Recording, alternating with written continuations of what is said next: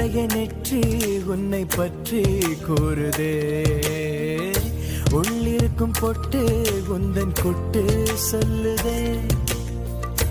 என்னுடைய பார்வை கழுகு பார்வை தெரிஞ்சுக்கோ, எனக்கு இருக்கும் சக்தி பராசக்தி புரிஞ்சுக்கோ. கால் கொலுசுதான் கலக்குது,